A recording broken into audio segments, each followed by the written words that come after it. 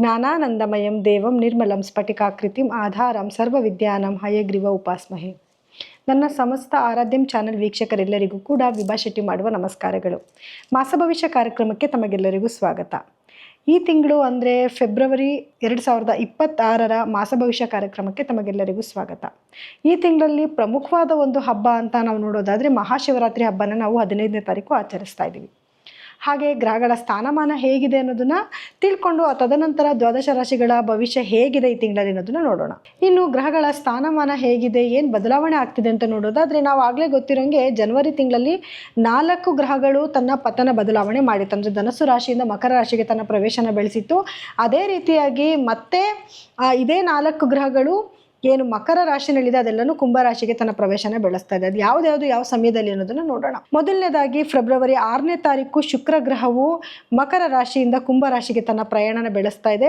ತದನಂತರ ಅದೇ ಫೆಬ್ರವರಿ 8ನೇ ತಾರೀಕು ಬುಧ ಗ್ರಹವು ಕೂಡ ಮಕರ ರಾಶಿಯಿಂದ ಕುಂಭರಾಶಿಗೆ ತನ್ನ ಪ್ರಯಾಣನ ಬೆಳೆಸ್ತಿದೆ. ಹಾಗೆ ಅದೇ ಫೆಬ್ರವರಿ 13ನೇ ತಾರೀಕು ಸೂರ್ಯ ಮಕರ ರಾಶಿಯಿಂದ ಕುಂಭರಾಶಿಗೆ ತನ್ನ ಪ್ರಯಾಣನ ಬೆಳೆಸಿದ್ರೆ ತಿರ್ಗಾ ಬುಧ ಗ್ರಹವು ಇದೇ 25ನೇ ತಾರೀಕು ಮತ್ತೊಂದು ಸತಿ ತನ್ನ ಬದಲಾವಣೆನ ಮಾಡ್ತಾ ಇದೆ. ಅದೇ 25ನೇ ತಾರೀಕು ಫೆಬ್ರವರಿ 25ನೇ ತಾರೀಕು ಕುಂಭರಾಶಿಯಿಂದ ಮೀನರಾಶಿಗೆ ತನ್ನ ಪ್ರಯಾಣನ ಬೆಳೆಸ್ತಿದೆ. ಇನ್ನು ಏನು ಶನಿ ಗ್ರಹವು ಅದೇ ಮೀನರಾಶಿನಲ್ಲಿ ಸ್ಥಿತನಾಗಿದ್ದು, ಗುರುಗ್ರಹವು ಅದೇ ಮಿಥುನ ರಾಶಿನಲ್ಲಿ ಸ್ಥಿತನಾಗಿರ್ತಾನೆ. ಹಾಗೂ ರಾಹು ಕುಂಭರಾಶಿನಲ್ಲಿ, ಕೇತು ಬಂದು ಸಿಂಹರಾಶಿನಲ್ಲಿ ಸ್ಥಿತನಾಗಿರ್ತಾನೆ.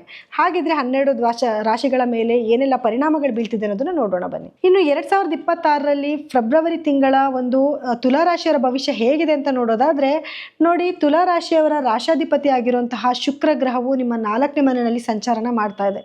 ಸೊ ಈ ಸಮಯದಲ್ಲಿ ಏನಾಗಿದೆ, ನೀವೇನಾದರೂ ಭೂಮಿಗೆ ಸಂಬಂಧಪಟ್ಟಿರೋದು ಏನಾದರೂ ವ್ಯವಹಾರ ಮಾಡ್ತಾ ಇದ್ದೀರಾ, ಅಥವಾ ಏನಾದರೂ ಮನೆ ತಗೋಬೇಕು ಅಥವಾ ಏನು ಸೈಟ್ ತಗೋಬೇಕು, ಈ ಥರದ್ದೇನು ಪ್ಲಾನಿಂಗ್ಸ್ ಇತ್ತು ಅಂತಂದರೆ ಅದೆಲ್ಲದರಲ್ಲೂ ಕೂಡ ಸಕ್ಸಸ್ ಆಗುವಂಥ ಒಂದು ಟೈಮ್ ಇದಾಗಿರುತ್ತೆ. ಯಾಕಂದರೆ ಆಲ್ರೆಡಿ ನಿಮಗೆ ಗುರುಬಲ ಬಂದಿದೆ, ನಿಮ್ಮ ಲಗ್ನದ ಮೇಲೇ ಗುರುವಿನ ಒಂದು ದೃಷ್ಟಿ ಇದೆ, ಗುರುವಿನ ಸಂಚಾರನೂ ಕೂಡ 9ನೇ ಮನೆಯಲ್ಲಿ ಗುರುವಿನ ಒಂದು ಸಂಚಾರ ಇದೆ. ಸೊ ಇದೆಲ್ಲನೂ ಕೂಡ ಒಂದು ನಿಮಗೆ ಒಂದು ಖುಷಿ ಪಡುವಂಥ ವಿಷಯ. ಯಾಕಂದರೆ ನಿಮ್ಮ ಭಾಗ್ಯಸ್ಥಾನದಲ್ಲಿ ಗುರುವಿನ ಸಂಚಾರ ಇರೋದ್ರಿಂದ ಖಂಡಿತವಾಗ್ಲೂ ಅದರಿಂದ ನಿಮಗೆ ಉತ್ತಮವಾದ ಫಲಗಳನ್ನ ನೀವು ನೋಡ್ಬೋದು. ಹಾಗೆ ನಿಮ್ಮ 5ನೇ ಭಾವದ ಮೇಲೂ ಕೂಡ ಗುರುವಿನ ಒಂದು ದೃಷ್ಟಿ ಬಿದ್ದಿರೋದ್ರಿಂದ ಗಂಡ ಹೆಂಡತಿ ಮಧ್ಯದಲ್ಲಿ ಒಂದು ಒಳ್ಳೆ ಬಾಂಡೇಜ್ ಕ್ರಿಯೇಟ್ ಆಗುವಂಥದ್ದು, ಪ್ರೀತಿ ವಿಶ್ವಾಸ ಜಾಸ್ತಿ ಆಗುವಂಥದ್ದು, ಯಾರೆಲ್ಲ ಪ್ರೇಮಿಗಳಿದ್ದೀರಾ ಅವ್ರ ಮಧ್ಯದಲ್ಲೂ ಕೂಡ ಒಂದು ಪ್ರೀತಿ ವಿಶ್ವಾಸ ಜಾಸ್ತಿ ಆಗುವಂಥ ಒಂದು ಟೈಮ್ ಇದಾಗಿರುತ್ತೆ. ಸೊ ಇದು ಇವಾಗ ನಿಮಗೆ ಕಂಕಣ ಬಲ ಕೂಡಿ ಬರುವಂಥ ಒಂದು ಸಮಯ ಕೂಡ ಇದಾಗಿರುತ್ತೆ. ಯಾರೆಲ್ಲ ತುಂಬ ದಿವಸಗಳಿಂದ ಮದುವೆ ಹುಡುಕಾಡ್ತಲಿದ್ದೀರಾ ಅವರೆಲ್ಲರಿಗೂ ಕೂಡ ಒಂದು ಶುಭ ಸುದ್ದಿ ಇದು ಅಂತ ಹೇಳ್ಬೋದು. ಸೊ ಈ ಟೈಮನ್ನು ನೀವು ಸದುಪಯೋಗ ಪಡಿಸ್ಕೋಬೇಕು. ಹಾಗೆ ಏನು ತುಲಾರಾಶಿಯವರಿಗೆ ತಾಯಿಯಿಂದ ಒಂದು ನೆರವಾಗುವಂಥದ್ದು, ತಾಯಿಯ ಪ್ರೀತಿ ಸಿಗುವಂಥದ್ದು, ತಾಯಿ ಮನೆಯಿಂದ ಏನೋ ಒಂದು ಒಳ್ಳೇದಾಗುವಂಥ ಒಂದು ಟೈಮ್ ಕೂಡ ಇದಾಗಿರುತ್ತೆ. ಸೊ ಈ ಎಲ್ಲನೂ ಕೂಡ ನೀವು ಒಂದು ಖುಷಿ ಪಡುವಂಥ ಒಂದು ಟೈಮ್ ಅಂತ ಹೇಳ್ಬೋದು. ಸೊ ಸಾಕಷ್ಟು ಗ್ರಹಗಳು ನಿಮ್ಮ 4ನೇ ಭಾವದಲ್ಲಿ ಸಂಚಾರ ಮಾಡ್ತಾ ಇರೋದ್ರಿಂದ 4ನೇ ಮನೆಯಿಂದ ಅಂದರೆ ಈ ಒಂದು ಫೆಬ್ರವರಿ 15 ನಂತರ ಎಲ್ಲ ಗ್ರಹಗಳು ಕೂಡ ಏನು 5ನೇ ಮನೆಗೆ ಸಂಚಾರ ಮಾಡೋದ್ರಿಂದ ಆ ಭಾವಕ್ಕೂ ಕೂಡ ತುಂಬ ಒಂದು ಉತ್ತಮ ಫಲಗಳನ್ನ ನೀವು ನೋಡ್ಬೋದು. ಅಂದರೆ ನಿಮ್ಮ ಮಕ್ಕಳಿಂದ ಏಳಿಗೆ ಆಗುವಂಥದ್ದು, ಅಥವಾ ಮಕ್ಕಳ ಆರೋಗ್ಯದಲ್ಲಿ ಡೆವಲಪ್ಮೆಂಟ್ ಆಗುವಂಥದ್ದು, ಅವರ ಏನೇ ಒಂದು ಕೆಲಸದಲ್ಲಿ ಕೈ ಇಟ್ಟರು ಕೂಡ ಅದರಿಂದ ಖುಷಿ ಪಡುವಂಥ ಒಂದು ಟೈಮ್ ಅಂತಲೇ ಹೇಳ್ಬೋದು.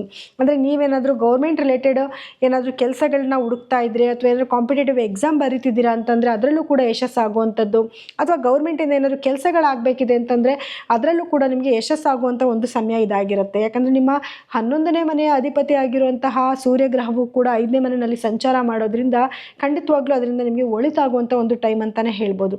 ಸೊ ನಿಮ್ಮ ಲಗ್ನಾಧಿಪತಿ ಅಥವಾ ರಾಶಾಧಿಪತಿ ಆಗಿರುವಂತಹ ಶುಕ್ರ ಗ್ರಹವು ಕೂಡ 4ನೇ ಮನೆಯಿಂದ 5ನೇ ಮನೆಗೆ ಸಂಚಾರ ಮಾಡಿದಾಗ ಸೊ ನಿಮ್ಮ ಮಕ್ಕಳಿಂದನೂ ಏಳಿಗೆ ಆಗುತ್ತೆ, ಮಕ್ಕಳಿಂದ ಸಂತೋಷ ಪಡುವಂಥ ಟೈಮು, ಗಂಡ ಹೆಂಡತಿ ಮಧ್ಯದಲ್ಲಿ ಬಾಂಡೇಜ್ ಬರುವಂಥ ಒಂದು ಟೈಮು, ಕಂಕಣ ಬಲ ಕೂಡಿ ಬರುವಂಥ ಒಂದು ಟೈಮ್ ಕೂಡ ಆಗಿರುತ್ತೆ. ಸೊ ಒಂದು ಅದೃಷ್ಟಕರವಾದ ಸಮಯ ಅಂತಲೇ ಹೇಳ್ಬೋದು. ತುಲಾರಾಶಿಯವರಿಗೆ ತುಂಬ ಅದ್ಭುತವಾದ ಒಂದು ಸಮಯ ಅಂತಲೇ ಹೇಳ್ಬೋದು. ಹಾಗೆ ಇನ್ನು ರಾಹುವಿನ ಸಂಚಾರ ಅಂತ ನೋಡೋಕೆ ಬಂದಾಗ ಅದೇ 5ನೇ ಮನೆಯಲ್ಲಿ ರಾಹುವಿನ ಸಂಚಾರ ಇರೋದ್ರಿಂದ ನಿಮಗೆ ಏನಾದರೂ ಔಟ್ ಆಫ್ ಕಂಟ್ರಿಗೆ ಹೋಗಬೇಕು ಅಂತಂದರೆ ಅದಕ್ಕೆ ನಿಮಗೆ ಅವಕಾಶಗಳನ್ನ ಮಾಡಿಕೊಡ್ತಾನೆ. ಹಾಗೆ ಮಕ್ಕಳಲ್ಲಿ ನಾನು ಏನು ಹೇಳಿದೆ ಇವಾಗ ಸ್ವಲ್ಪ ಏಳಿಗೆ ಆಗ್ತಿದೆ ಅಂತ, ಅದೇ ರೀತಿಯಲ್ಲಿ ಸ್ವಲ್ಪ ಆರೋಗ್ಯದಲ್ಲಿ ಏರುಪೇರುಗಳಾಗುವಂಥ ಸಾಧ್ಯತೆಯೂ ಇರುತ್ತೆ. ಅಥವಾ ಅವರೇನೋ ಮಾತಾಡಿ ಅದರಿಂದ ನಿಮ್ಮ ಮನಸ್ಸಿಗೆ ನೋವಾಗುವಂಥ ಒಂದು ಕೆಲವು ಸಂದರ್ಭಗಳು ಕೂಡ ಕ್ರಿಯೇಟ್ ಆಗುತ್ತೆ. ಸೊ ಹಾಗಾಗಿ ಇದೆಲ್ಲ ಏನು ಮಾಡೋಕ್ಕಾಗೋದಿಲ್ಲ. ಗ್ರಹಗಳ ಒಂದು ಸ್ಥಾನಮಾನ ಈ ರೀತಿ ಇದ್ದಾಗ ಕೆಲವೊಂದು ಈ ರೀತಿ ಎಲ್ಲ ಆಗ್ತಾ ಇರುತ್ತೆ. ಸೊ ಅದಕ್ಕೆ ತಕ್ಕ ಪರಿಹಾರಗಳನ್ನ ಮಾಡ್ಕೊಂಡು ಹೋಗೋದೇ ಅದಕ್ಕೆ ಒಂದು ಕರೆಕ್ಟ್ ಸೊಲ್ಯೂಷನ್ ನಿಮಗೆ. ಮತ್ತು ನಿಮ್ಮ 3ನೇ ಭಾವದಲ್ಲಿ ಗುರುವಿನ ಒಂದು ದೃಷ್ಟಿ ಬಿದ್ದಿರೋದ್ರಿಂದ ಯಾರೆಲ್ಲ ನಿಮ್ಗಿಂತ ಚಿಕ್ಕವ್ರು ಇರ್ತಾರೆ, ಅಂದರೆ ನಿಮ್ಮ ಚಿಕ್ಕ ಸಿಬ್ಲಿಂಗ್ಸ್ ಯಾರು ಇರ್ತಾರೆ ಅವ್ರ ಕಡೆಯಿಂದ ನಿಮಗೆ ಅನುಕೂಲಗಳಾಗುವಂಥ ಆಗುವಂಥದ್ದು ಅಥವಾ ನಿಮ್ಮ ಫ್ರೆಂಡ್ಸಿಂದ ನಿಮಗೆ ಅನುಕೂಲಗಳಾಗುವಂಥ ಒಂದು ಸಮಯ ಕೂಡ ಇದಾಗಿರುತ್ತೆ. ಅಂದರೆ ಅವ್ರು ಹೇಳುವಂಥ ಯಾವ್ದಾದ್ರು ಕೆಲವು ಮಾತುಗಳನ್ನ ನೀವು ನಿಮ್ಮ ಜೀವನಕ್ಕೆ ತಗೋಬೇಕಾಗುತ್ತೆ. ಆವಾಗೇ ಅದರಿಂದ ನಿಮಗೆ ಏನು ಒಳ್ಳೆಯದು ಕೂಡ ಆಗ್ತಾ ಹೋಗ್ತಾ ಇರುತ್ತೆ. ಇನ್ನು ಗುರುವಿನ ಸ್ಥಾನಮಾನ ನಾನು ಆಗಲೇ ಹೇಳಿದೆ, ಗುರು ನಿಮಗೆ ಒಂದು ಒಳ್ಳೆ ಸ್ಥಾನದಲ್ಲಿ ಕುತ್ಕೊಂಡಿದ್ದಾನೆ ಅಂತಂದರೆ ನಿಮ್ಮ 9ನೇ ಮನೆಯಲ್ಲಿ ಕುತ್ಕೊಂಡಿರೋದ್ರಿಂದ ಖಂಡಿತವಾಗ್ಲೂ ಅದರಿಂದ ನಿಮಗೆ ಒಂದು ಏನು ಉತ್ತಮವಾದ ಒಂದು ಸಮಯ ಅಂತಲೇ ಹೇಳ್ಬೋದು. ಎಲ್ಲ ಕೆಲಸಗಳು ನೀವು ಏನೇನೆಲ್ಲ ಮಾಡಬೇಕು ಅಂದ್ಕೊಂಡಿದ್ದೀರಾ ಆ ಎಲ್ಲ ಕೆಲಸದಲ್ಲೂ ಕೂಡ ನಿಮಗೆ ಯಶಸ್ಸಾಗ್ತಾ ಹೋಗ್ತಾ ಇರುತ್ತೆ. ಆದರೆ ನೀವು ಅದನ್ನು ಪ್ರಯತ್ನ ಪಟ್ಟು ಅದನ್ನು ಉಪಯೋಗ ಮಾಡ್ಕೊಳ್ಳೋದು ನಿಮ್ಮ ಕೈನಲ್ಲೇ ಇರುತ್ತೆ. ಮತ್ತು ಇನ್ನು ಶನಿಯ ಸ್ಥಾನಮಾನ ಅಂತ ನೋಡೋಕ್ಕೆ ಬಂದಾಗ ಶನಿ ನಿಮ್ಮ ಏನು 6ನೇ ಮನೆಯಲ್ಲಿ ಸಂಚಾರ ಮಾಡ್ತಾ ಇರೋದ್ರಿಂದ ಸ್ವಲ್ಪ ಚಾಲೆಂಜಸ್ ಏನೇ ಬಂದರೂ ಕೂಡ ಅದನ್ನು ಎದುರಿಸೋವಂಥ ಒಂದು ಟೈಮ್ ಇದು ಅಂತ ಹೇಳ್ಬೋದು. ಕೋರ್ಟಲ್ಲಿ ಏನಾದರೂ ಕೇಸ್ ಇತ್ತು ಅಂದರೆ ಖಂಡಿತವಾಗ್ಲೂ ಅದರಲ್ಲಿ ನಿಮಗೆ ಗೆಲುವು ಸಿಗುತ್ತೆ. ಆದರೆ ಸ್ವಲ್ಪ ನಿಧಾನ ಆಗುತ್ತೆ ಅಷ್ಟೇ. ಖಂಡಿತವಾಗ್ಲೂ ನಿಮಗೆ ಅದು ಯಶಸ್ಸು ಸಿಗುವಂಥ ಗೆಲುವು ಸಿಗುವಂಥ ಒಂದು ಟೈಮ್ ಆಗಿರುತ್ತೆ. ಅಥವಾ ಲೋನ್ಗೆ ಅಪ್ಲೈ ಮಾಡಿದರೆ ಲೋನ್ ಸಿಗುತ್ತೆ. ಹಾಗೆ ಸಾಲ ತೀರ್ಸೋಕ್ಕೂ ಒಂದು ದಾರಿ ಆಗುತ್ತೆ. ಏನಾದರೂ ಎಕ್ಸಾಮ್ಸ್ ಬರೀತಿದ್ದೀರಾ ಅಂತಂದರೆ ಖಂಡಿತವಾಗ್ಲೂ ಅದರಲ್ಲೂ ಕೂಡ ನಿಮಗೆ ಯಶಸ್ಸು ಸಿಗುವಂಥ ಒಂದು ಟೈಮ್ ಇದಾಗಿರುತ್ತೆ. ಸೊ ಇದೆಲ್ಲನೂ ಕೂಡ ನೀವು ಸದುಪಯೋಗ ಪಡಿಸ್ಕೋಬೇಕು.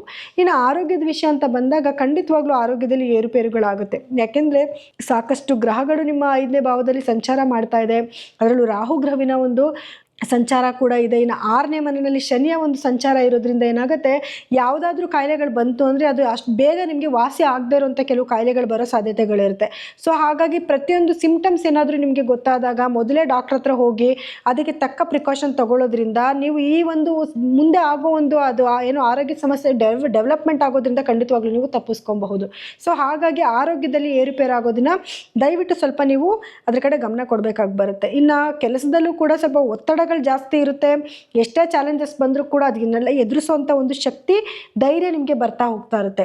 ಇನ್ನು ಕೇತುವಿನ ಸಂಚಾರ ಅಂತ ಬಂದಾಗ 11ರಲ್ಲಿ ನಿಮ್ಮ ಕೇತುವಿನ ಸಂಚಾರ ಇರೋದ್ರಿಂದ ಏನಾಗುತ್ತೆ, ಸ್ವಲ್ಪ ನಿಮಗೆ ಏನು ಅಡೆತಡೆಗಳು ಏನಂತಂದರೆ ನಿಮಗೆ ಹಣಕಾಸು ಏನಾದರೂ ಬರಬೇಕಾದ್ರೆ ನಿಮ್ಗೆ ಯಾವ ಟೈಮಿಗೆ ಬರಬೇಕು ಅಂತಿರುತ್ತೋ ಅದು ಸ್ವಲ್ಪ ನಿಧಾನ ಡಿಲೇ ಆಗುವಂಥದ್ದು, ಅಥವಾ ಏನಾದರೂ ಸ್ವಲ್ಪ ಕೆಲಸಗಳು ಮುಂದಾಗ್ತಾ ಹೋಗ್ತಾ ಇರುವಂಥದ್ದು ಆಗುತ್ತೆ. ಆದರೆ ಸ್ವಲ್ಪ ನಿಮಗೆ ಏನು ತಲೆಗೆ ಸಂಬಂಧಪಟ್ಟಿದ್ದು, ಗಂಟ್ಲಿಗೆ ಸಂಬಂಧಪಟ್ಟಿರುವಂಥ ಕೆಲವು ಸಮಸ್ಯೆಗಳು ಬರಬಹುದು, ಅಥವಾ ಮೂಳೆಗೆ ಸಂಬಂಧಪಟ್ಟಿರುವಂಥ ಕೆಲವು ಸಮಸ್ಯೆಗಳು ಬರುವಂಥದ್ದು. ಆದರೆ ಯಾರೆಲ್ಲ ಆಧ್ಯಾತ್ಮದಲ್ಲಿದ್ದೀರಾ, ಯಾರೆಲ್ಲ ಒಂದು ಸೈನ್ಸ್ ಕಲಿತಾ ಇದ್ದೀರಾ ಅಥವಾ ಏನಾದರೂ ಸಂಶೋಧನೆ ಕೆಲಸ ಮಾಡ್ತಿದ್ದೀರಾ ಅವರೆಲ್ಲರಿಗೂ ಕೂಡ ಯಶಸ್ಸು ಸಿಗುವಂಥ ಒಂದು ಟೈಮ್ ಅಂತಲೇ ಹೇಳ್ಬೋದು. ಮತ್ತು ಸ್ಪಿರಿಚುವಲ್ ಟ್ರಾವೆಲ್ ಕೂಡ ನೀವು ಮಾಡ್ತೀರಾ ಅಂದರೆ ದೇವಸ್ಥಾನಗಳಿಗೆ ಹೋಗಿ ಬರುವಂಥದ್ದು, ಮತ್ತು ಏನಾದರೂ ಹೊಸ ಅದನ್ನು ಕಲಿಯುವಂಥದ್ದು, ಯೋಗ, ಮೆಡಿಟೇಷನ್ ಇದನ್ನು ಕಲಿಯೋದಕ್ಕೂ ಕೂಡ ನಿಮಗೆ ಆಸಕ್ತಿ ಬರುವಂಥ ಒಂದು ಟೈಮ್ ಇದಾಗಿರುತ್ತೆ. ಇನ್ನು ಪರಿಹಾರವಾಗಿ ಏನು ಮಾಡ್ಕೊಬೇಕು, ಮತ್ತು ವಿದ್ಯಾರ್ಥಿಗಳಿಗೆ, ಮುಖ್ಯವಾಗಿ ವಿದ್ಯಾರ್ಥಿಗಳಿಗೆ ಹೇಗಿರುತ್ತೆ ಟೈಮ್ ಅಂತ ನೋಡೋಕೋರೆ ಅದ್ಭುತವಾದ ಒಂದು ಸಮಯ ಅಂತಲೇ ಹೇಳ್ಬೋದು. ಸೊ ಗುರುವಿನ ಒಂದು ಸ್ಥಾನಮಾನದಿಂದ ಒಂದು ಒಳ್ಳೆ ಫಲಗಳನ್ನ ನೋಡ್ತೀರಾ. ಎಕ್ಸಾಮ್ಸ್ನಲ್ಲಿ ಚೆನ್ನಾಗಿ ಬರೆದು ಒಳ್ಳೆ ಮಾರ್ಕ್ಸ್ನ ತಗೊಳ್ಳೋವಂಥ ಒಂದು ಟೈಮ್ ಕೂಡ ಇದಾಗಿರುತ್ತೆ. ಇನ್ನು ಮನೆಯ ವಾತಾವರಣ ನಾನು ಆಗಲೇ ಹೇಳ್ದಂಗೆ ಒಂದು ಅದ್ಭುತವಾದ ವಾತಾವರಣ. ಯಾಕಂದರೆ ಪ್ರೇಮಿಗಳಲ್ಲೂ ಒಂದು ಉತ್ತಮವಾದ ಒಂದು ಬಾಂಡೇಜ್ ಕ್ರಿಯೇಟ್ ಆಗುತ್ತೆ. ಗಂಡ ಹೆಂಡತಿ ಮಧ್ಯದಲ್ಲೂ ಒಂದು ಉತ್ತಮವಾದ ಒಂದು ಬಾಂಡೇಜ್ ಕ್ರಿಯೇಟ್ ಆಗುವಂಥ ಒಂದು ಟೈಮ್ ಆಗಿರುತ್ತೆ. ಗುರುಬಲ ಆಲ್ರೆಡಿ ಇರೋದ್ರಿಂದ ಏನಾಗುತ್ತೆ, ಮನೆಯಲ್ಲಿ ಒಬ್ಬರ ಮೇಲೆ ಒಬ್ಬರಿಗೆ ಗೌರವ ಬರುವಂಥ ಒಂದು ಟೈಮ್ ಆಗಿರುತ್ತೆ.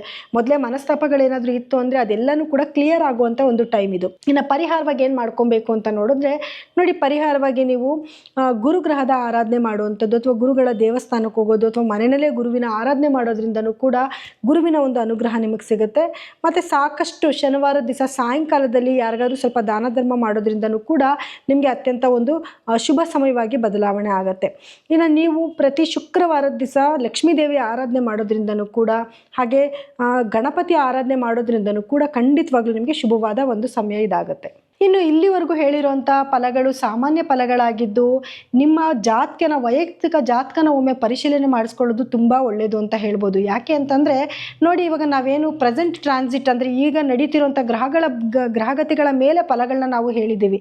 ಆದರೆ ನಿಮ್ಮ ಜಾತಕದಲ್ಲಿ ಗ್ರಹಗಳ ಸ್ಥಾನಮಾನ ಬೇರೆ ಆಗಿದ್ದಾಗ ಫಲಗಳಲ್ಲಿ ಸ್ವಲ್ಪ ವ್ಯತ್ಯಾಸ ಆಗುತ್ತೆ. ಹಾಗಾಗಿ ನಿಮ್ಮ ಜಾತಕನ ಒಮ್ಮೆ ಪರಿಶೀಲನೆ ಮಾಡಿಸ್ಕೊಳ್ಳಿ. ನಿಮ್ಮ ದಶಾಭುಕ್ತಿಗೆ ತಕ್ಕಂಥ ಕೆಲವೊಂದು ಪರಿಹಾರಗಳನ್ನ ಕೂಡ ನೀವು ಮಾಡ್ಕೋಬಹುದು. ನೀವೇನಾದರೂ ನಮ್ಮಲ್ಲಿ ಜಾತಕಗಳನ್ನ ಕೇಳಿಸ್ಕೊಂಡು ಬೇಕು ಅಂತಂದರೆ ನಮಗೆ ಕೆಳಗಡೆ ಸ್ಕ್ರೋಲ್ ಆಗ್ತಿರೋಂಥ ನಂಬರ್ಗೆ ನೀವು ಕರೆ ಮಾಡಿ ನೀವು ಪರಿಹಾರನ ಕಂಡುಹಿಡ್ಕೋಬಹುದು. ಹಾಗೆ ನಿಮ್ಮ ಸಮಸ್ಯೆಗಳಿಗೆ ಕೆಲವೊಂದು ಬಾರಿ ನಿಮಗೆ ಕೆಲವೊಂದು ಕ್ರಿಸ್ಟಲ್ಸ್ನ ಕೂಡ ನಾವು ಸಜೆಸ್ಟ್ ಮಾಡ್ತೀವಿ. ಅದನ್ನು ಹಾಕೊಳ್ಳೋದ್ರಿಂದನೂ ಕೂಡ ನಿಮಗೆ ಅದೃಷ್ಟ ನಿಮ್ಮ ಜೀವನಕ್ಕೆ ಬರುತ್ತೆ ಅಂತಲೇ ಹೇಳ್ಬೋದು. ಹಾಗೆ ಈ ಕಾರ್ಯಕ್ರಮನ ಮುಗಿಸೋಂಥ ಸಮಯ ಇದಾಗಿದೆ. ಇನ್ನು ಮುಂದಿನ ತಿಂಗಳ ಮಾಸ ಭವಿಷ್ಯ ಕಾರ್ಯಕ್ರಮದಲ್ಲಿ ಮತ್ತೆ ನಾನು ನಿಮ್ಮನ್ನು ಭೇಟಿ ಮಾಡ್ತೀನಿ. ಎಲ್ಲರಿಗೂ ಕೂಡ ನನ್ನ ನಮಸ್ಕಾರಗಳು.